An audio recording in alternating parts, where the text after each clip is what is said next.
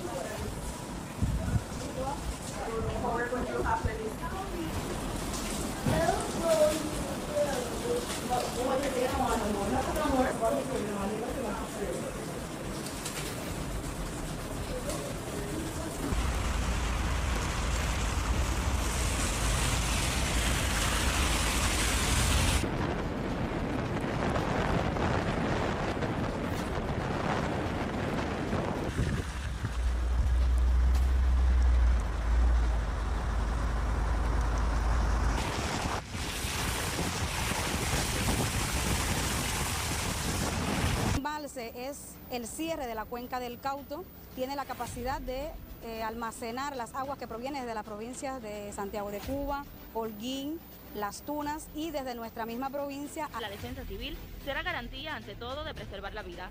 Desde Granma, Sheila Aguilera para el canal cubano de noticias. De las medidas preventivas y otras labores para proteger a la población y minimizar los daños que pueda causar el huracán Melissa. Hemos hecho una serie de actividades que tienen que ver sobre todo con el drenaje de los canales, porque nuestro municipio recibe las aguas de Urbano Noris, de Báguano, y al final es el que filtra los canales y ocurre la inundación en la zona de defensa de Maceo. El 45% de la población de Cabo Pún debe estar evacuada por la afectación que deben tener las lluvias.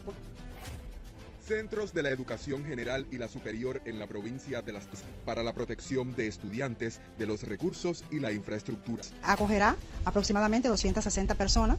Eso no indica que puede ser el límite, puede tener un espacio un poco más abarcador. Todo el que permita y que esté previsto evacuarse, pues nuestras puertas estarán abiertas.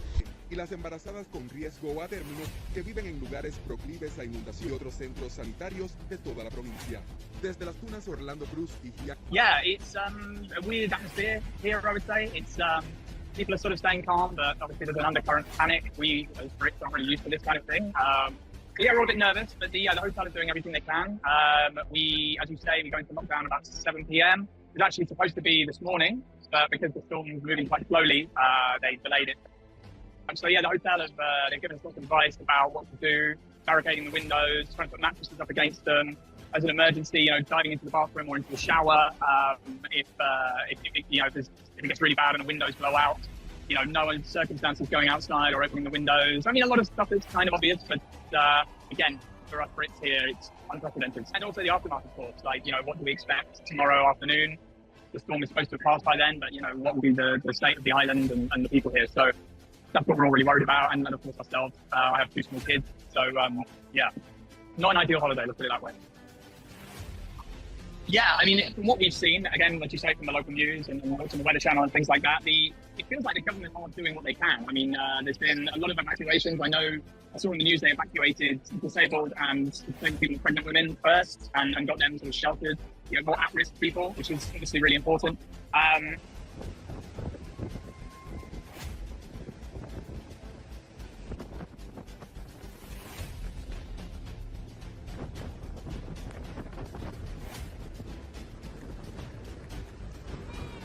With Melissa, what is happening is that part of the Atlantic is at the moment very warm. The sea surface temperature there is around 30 degrees, which is 2 or 3 degrees above normal.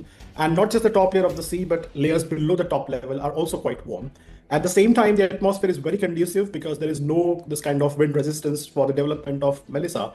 And if you have a warm sea, no resistance in the atmosphere, and no resistance from the kind of land areas around by, then that is a green signal for any hurricane like Melissa to intensify rapidly.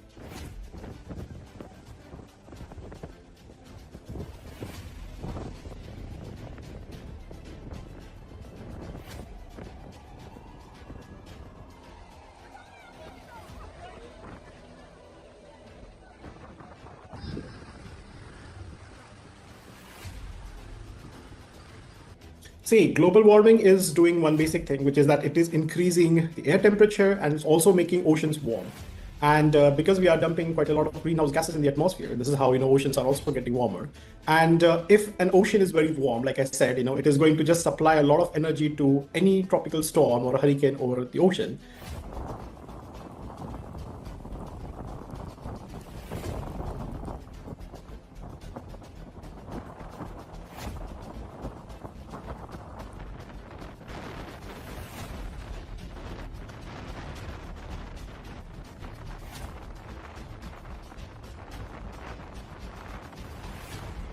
So over 90% of the extra heat that we trap in our Earth system goes into the oceans. And what that means is that our oceans are warming up. It plays out in many different ways, one of them being more fuel for these storms to intensify more rapidly. And that is what we're seeing with climate change.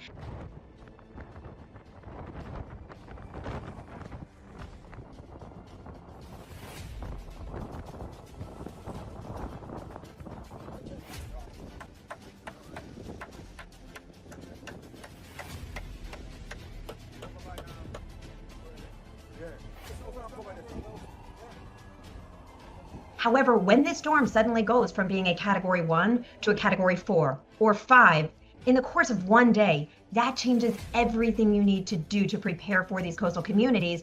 And some of them, you can't evacuate everyone in a day, especially islands when you have to fly people out. So our risk is dramatically changing with climate change for these coastal storms and these coastal communities.